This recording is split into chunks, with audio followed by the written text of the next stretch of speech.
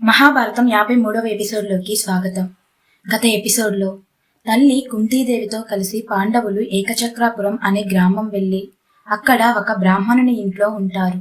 ఆ గ్రామంలోని ప్రజలను ఆహారంగా చేసుకొని తింటున్న బకాసురుణ్ణి భీముడు చంపుతాడు.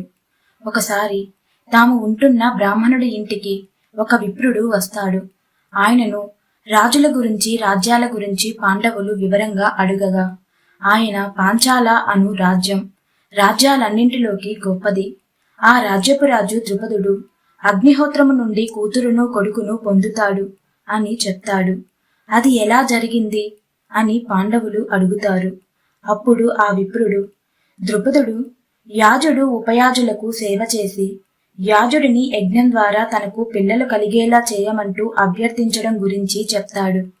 ఇక మిగతా కథను ఎపిసోడ్లో తెలుసుకుందాం. యాజుడు తన తమ్ముడు ఉపయాజుడిని సహాయకునిగా తీసుకొని అనేక మంది ఋత్వికులతో గొప్పగా యజ్ఞం నిర్వహించాడు.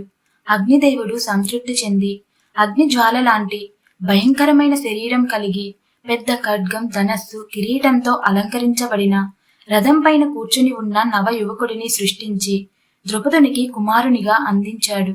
అతని తరువాత నల్ల కలువ వంటి శరీరం కలిగి వంకరలు తిరిగిన జుట్టుతో, కలువ రేకులు వంటి కన్నులతో, గొప్ప ప్రకాశం కలిగిన ముఖంతో ఉన్న యువతిని అగ్నిదేవుడు కూతురిగా అందించాడు. అలా యువకుడైన కుమారుడు, యవ్వనంతో ఉన్న కూతురు ద్రుపదునికి లభించారు. అప్పుడు ఆకాశవాణి ఆ యువకునికి దృష్టద్యుమ్నుడు అని, ఆ యువతికి కృష్ణ అని ప్రజలందరికీ వినిపించేలా నామకరణం చేసింది. తర్వాత ద్రుపదుడు దృష్టద్యుమ్నునికి ధనుర్వేదం నేర్పించాడు. కృష్ణకు వివాహం చేయాలని సంకల్పించాడు. తర్వాత వారణావతంలోని లక్క ఇంటిలో కుంతీదేవితో పాటుగా 5 పాండవులు కాలి మరణించారని విన్న ద్రుపదుడు చాలా దుఃఖించాడు. అర్జునుడి కోసమే కన్న ఈ ద్రౌపదిని ఇప్పుడు ఎవరికిచ్చి వివాహం చేయాలి అని తీవ్రంగా విచారించాడు. అప్పుడు ద్రుపదుని పురోహితుడు, మహారాజా, అలా దుఃఖించకండి. అనేక శుభశకునములను బట్టి పాండవులు మరణించలేదు అని తెలుస్తుంది. పూర్వం దేవేంద్రుడు కొంతకాలం కనబడలేదు. అప్పుడు అతని ధర్మపత్ని శచీదేవి దుఃఖించింది. కాని దేవగురువు బృహస్పతి ఆమెను ఓదార్చి తప్పక తిరిగి వస్తారు, అలా అని నాకు కొన్ని శుభశకనాలు కనబడుతున్నాయి అని చెప్పాడు. ఈనాటి నుండి 75వ రోజు శుక్లపక్ష అష్టమి రోహిణి నక్షత్రం రోజున స్వయంవరం ప్రకటించండి అని చెప్పగా ద్రుపదుడు అందుకు ఏర్పాట్లు చేయించే విధంగా ఆజ్ఞలు ఇచ్చాడు. స్వయంవర వేదిక మధ్యలో ఎత్తడానికి వీలులేనంత పొడవు, బరువు కలిగిన ధనస్సును, బాణాలను ఉంచి, పైన తిరిగే చేప బొమ్మను ఉంచి, కింద నీటిలో చూస్తూ తిరిగే చేపను కొట్టేలా మత్స్యయంత్రాన్ని ఏర్పాటు చేశారు. ఈ స్వయంవరానికి వెళ్ళటానికి అనేక రాజ్యాల నుండి రాజులు, యువరాజులు ఉత్సాహంగా ఉరుకులు పరుగులు తీస్తూ వెళుతున్నారు అంటూ బ్రాహ్మణోత్తముడు పాండవులకు ద్రుపదుని కథ, స్వయంవరం వివరాలు చెప్పాడు. బ్రాహ్మణుడు చెప్పింది విన్న తరువాత తాము పాంచాల రాజ్యంలోని స్వయంవరం జరుగుతున్న కాంపిల్య నగరానికి వెళితే బాగుండు అని అనుకున్నారు. కుంతీదేవి వారి మనసు గ్రహించి ఇలా అంది, నాయనలారా, ఇంతకాలం ఈ ఏకచక్రాపురంలో ఈ బ్రాహ్మణోత్తముడి ఇంట్లో ఉన్నాము. ఆయనకు ఎంతో ఇరుకుగా ఉన్నా, కష్టంగా ఉన్నా భరించాడు. కాని ఇంకా ఆయనకు బరువుగా ఒకే చోట ఇక్కడే ఉండటం మంచిది కాదు. పాంచాల చాలా ధనవంతమైన, అందమైన రాజ్యం. అక్కడ నిరంతరం బ్రాహ్మణులకు భోజనాలు పెడుతుంటారు. ఆ దేశరాజు ధర్మబుద్ధి కలవాడంటారు. అందుకని ఇక మనం అక్కడికి వెళదాం అని అంది. తమ మనసులో కూడా తల్లి చెప్పిందే ఉంది కాబట్టి వెంటనే పాండవులు సరే అన్నారు. ఇంతవరకు తమకు ఆశ్రయం ఇచ్చి అన్ని విధాలా ఆదరించిన బ్రాహ్మణోత్తముడికి నమస్కరించి ఆయన వద్ద సెలవు తీసుకొని అక్కడ నుండి బయలుదేరి ద్రుపదుని రాజ్యం వైపు నడిచారు. కొండలు, గుట్టలు, లోయలు, నదులు, అడవులు నడిచి దాటిపోతుండగా ఒక చోట వ్యాస మహర్షి ఎదురొచ్చాడు. అందరూ ఆయనకు వినయంగా నమస్కరించారు. ఆయన వారిని ఆశీర్వదించి, ధర్మరాజు ఉన్న చోట, ధర్మరాజు నడిచిన నేల అంతా ధర్మం వర్ధిల్లుతుంది. ఇలాగే ధర్మాన్ని చేతికర్రగా చేసుకుని ముందుకు నడవండి. మీరు కోరుకునే తీరం చేరుతారు. మీరు వెళ్లే దారి సరి అయినదే. ఇలాగే వెళితే ద్రుపదుడు ఏలుతున్న పాంచాల రాజ్యపు రాజనగరి కాంపిల్యము చేరుతారు. అక్కడ ద్రౌపదికి స్వయంవరం జరుపుతున్నారు. ఈ ద్రౌపది క్రితం జన్మలో ఒక మునికన్య. ఆ జన్మలో ఆమెకు వరుడు లభించక ఎంతకీ వివాహం జరగలేదు. దానికోసం ఆమె మహాశివుని గురించి కఠినమైన తపస్సు చేసింది. శివుడు ఆమె తపస్సును మెచ్చి ప్రత్యక్షం అయ్యి ఏం కావాలో కోరుకోమన్నాడు. సాక్షాత్తు మహాశివుడు ప్రత్యక్షమయ్యేసరికి అదుపు తప్పిన ఆనందంతో పతి పతి అంటూ 5 సార్లు పతి కావాలి అని అడిగింది. మహాశివుడు తదాస్తు అని, నీవు వచ్చే జన్మలో 5గురు భర్తలను పొంది గొప్ప పేరు తెచ్చుకుంటావు అని అంతర్ధానం అయ్యాడు. ఆ మునికన్యే ఈ ద్రౌపది అని చెప్పి వెళ్ళిపోయాడు వ్యాసుడు. ఆయన చెప్పింది ఎంతో గౌరవంతో విన్నారు. ద్రౌపదికి 5గురు భర్తలు అవుతారు అన్నది వ్యాసుని మాట. కాని దీని గురించి పాండవులు గాని కుంతీదేవి గాని ఇది ఏమిటి, ఒక స్త్రీకి 5గురు భర్తలు ఏమిటి అని ఆలోచించలేదు. అసలు ఏదో మాయ కమ్మినట్టుగా ఆ విషయం వారిని ఏ విధంగానూ ప్రభావితం చేయలేకపోయింది. ఆ విషయాన్ని అక్కడికక్కడే వారు మర్చిపోయారు. తర్వాత రాత్రింబవళ్ళు నడిచి గంగా నదిలోని సోమస్రవతం అను తీర్థానికి చేరారు. అప్పటికి అర్ధరాత్రి అయ్యింది. అంతా బాగా అలసిపోయారు. అందువల్ల ఆ తీర్థంలో స్నానం చేసి విశ్రమిద్దాం అని అనుకున్నారు. వెలుగుతున్న దివిటీ పట్టుకుని అర్జునుడు ముందు నడవగా మిగతావారు వెనక నడిచారు. సోమస్రవ్రసంను సమీపించారు. సమయానికి సోమస్రవ్రసం తీర్థంలో అంగారపర్ణుడు అను గంధర్వుడు తన భార్యలతో జలక్రీడలు ఆడుతూ ఉన్నాడు.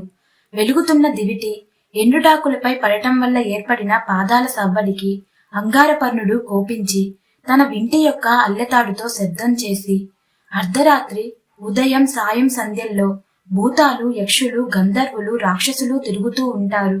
కాబట్టి ఈ సమయాల్లో మానవులు తిరగడానికి భయపడతారు. ఈ సమయంలో ఎంతటి వాళ్ళు ఇటు వచ్చినా వారిని తరిమివేయగలం. మీరు ఇటు రాకండి, దూరంగా వెళ్ళిపోండి. నేను అంగారపర్ణుడనే గంధర్వుడిని, కుబేరుడి మిత్రుడిని. ఎప్పుడూ ఇక్కడే విహరిస్తుంటాను. ఈ విషయం అందరికీ తెలుసు. మీకు తెలియదా నా గురించి? ఈ అడవి, ఈ తీర్థం అంగారపర్ణుడిది అని అంతా ఇటు రావటానికి భయపడతారు అని అన్నాడు అంగారపర్ణుడు.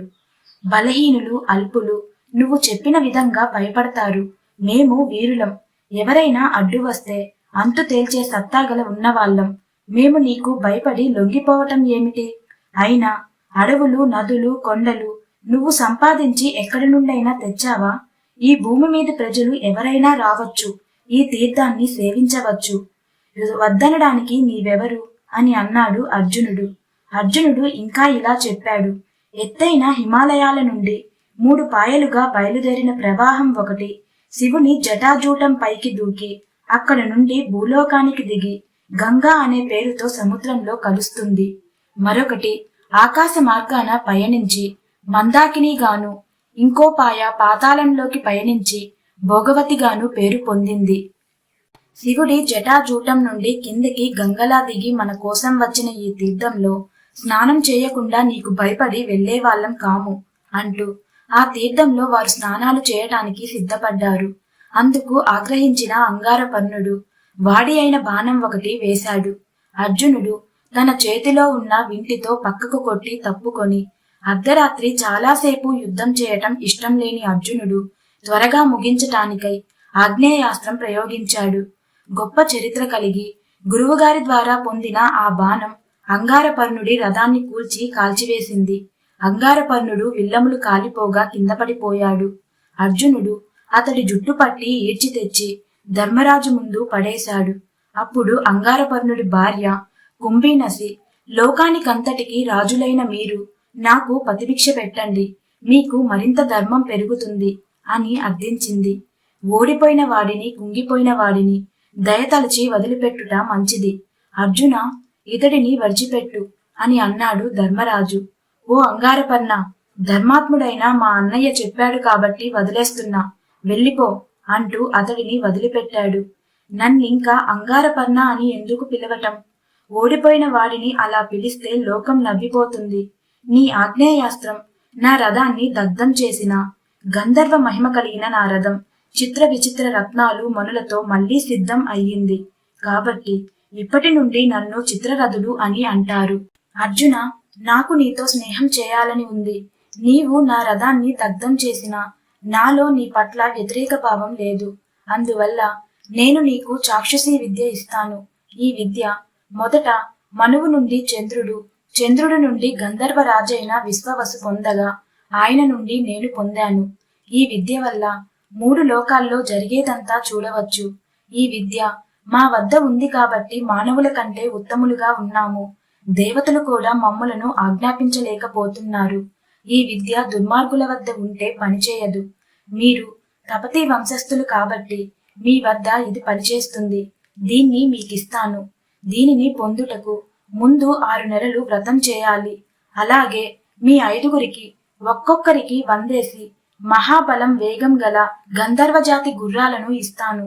కాని నాకు ఆగ్నేయాస్త్రాన్ని ఇవ్వండి.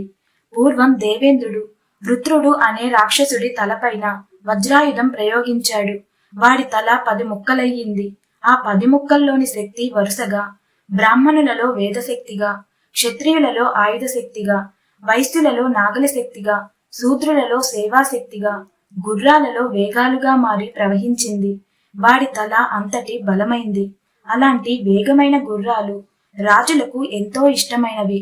అందుకని నేను గుర్రాలు ఇస్తానని అంటున్నాను అని చెప్పాడు. ఎంత స్నేహితులైనా విద్యను, విజయాన్ని, ధనాన్ని తీసుకోవటం నాకు అంతగా ఇష్టం ఉండదు. కాని ఆ గుర్రాలను ఇస్తానన్నావు కదా, వాటిని ఇవ్వు. అంగారపర్ణ, ఇప్పుడు మనం స్నేహితులం అయ్యాము. నీవు ఇంత స్నేహశీలి అయి ఉండి మా పట్ల అంత దురుసుగా మాట్లాడావేం? మేము ధర్మం తప్పని వాళ్ళం. పూజించవలసిన వారికి ఎల్లప్పుడూ మేలు కోరుకునే వాళ్ళం. మొదట నీ మాటలు మాకు ఎంతో ఆగ్రహం కలిగించాయి. అలా ఎందుకు చేశావు అని అడిగాడు అర్జునుడు. మీరు ఎవరో నాకు ముందుగానే తెలుసు. నారదులు, మునులు మీ గురించి తరచూ చెప్పుకుంటుంటే విని ఉన్నాను. మీరు ఏమైనా మామూలు వాళ్ళ? సమస్త భూమండలాన్ని ఏలిన భరతవంశ శ్రేష్ఠులు మీరు. తెలిసి ఎందుకు మాట్లాడాను అంటారా? భార్యలతో సరస సల్లాపాలతో ఉన్నాను కదూ. మంచి చెడుల జ్ఞానం కోల్పోయాను. వారి ముందు నేనే గొప్ప అని ప్రదర్శించాలనే అహంకారంలో పడిపోయాను. అది సహజమే కదా. మరో ముఖ్య విషయం ఏమంటే, మీకు అగ్నిహోత్రం లేదు, పురోహితుడు లేడు. అందువల్ల నాకు తెలియకుండానే నాలోంచి అలాంటి కఠినమైన మాటలు వచ్చాయి. మీ ముందు పురోహితుడిని ఉంచుకుంటే సురాసురులు కాని, నాగ, గరుడ, యక్ష, పిశాచులు కాని మిమ్ములను ఎదిరించలేవు. అందుకని తపతి వంశస్థుడవైన అర్జున, మీరు ఒక పురోహితుడిని ఏర్పాటు చేసుకోండి. వేదాంగాలు, పురాణాలు చదివి యజ్ఞం చేయగలవాడిని కలిగి ఉన్నవారు భూమండలాన్ని పాలిస్తారు. పరలోకంలో పుణ్యగతులు పొందుతారు. అంతేగాని వంశ పరాక్రమం చేత అలాంటి ఫలితం పొందటం సాధ్యం కాదు. అందువల్ల మీరు యమ, వాయు, ఇంద్ర, అశ్విని దేవతల వలన జన్మించిన వారు. పురోహితుడు లేకుండా ఉండుట సరికాదు. అందువల్ల సమస్త శాస్త్రాలు తెలిసినవాడు, మంచి గుణములు కలిగినవాడు అయిన పురోహితుడిని ఏర్పాటు చేసుకోండి అంటూ చెప్పాడు.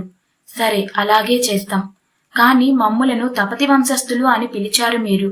మేము తపతి సంతతి వారము ఎలా అయ్యాము అని అడిగారు పాండవులు. చిత్రరథుడిగా మారిన అంగారపర్ణుడు చెప్పసాగాడు. సూర్యుని కూతురు సావిత్రి, చెల్లెలు తపతి. లేత సూర్యకిరణాల రంగుతో శరీర కాంతి కలిగి ఉండి, తెల్లని కన్నులు కలిగి ఉండి, నిర్మలమైన తేజస్సు కలిగిన ముఖం కలిగి ఉంటుంది. ఇంత అందగత్తెకు భర్తను ఎక్కడి నుండి తెచ్చేది అనే ఆలోచనలతో 3 లోకాల్లో వెతికాడు సూర్యుడు. భూలోకంలో భరతవంశ ప్రభువైన అజామియుని కొడుకు సంవరుణుడు కనబడ్డాడు. సంవరుణుడు రాజులు నేర్చుకునే విద్యలన్నీ, అస్త్ర విద్యలన్నీ నేర్చుకున్నాడు. జపం, ఉపవాసం లాంటి కఠినమైన నియమాలు పాటిస్తూ నిశ్చలమైన భక్తితో తపస్సు చేస్తాడు. అతని తపస్సు యొక్క వెలుగు 3 లోకాలను తాకింది. అలా సూర్యుడు అతడిని కనుక్కొని ఇతనైతే తనకు అల్లుడుగా తగినవాడవుతాడు అని అనుకున్నాడు. ఇక మిగతా కథను నెక్స్ట్ ఎపిసోడ్లో తెలుసుకుందాం.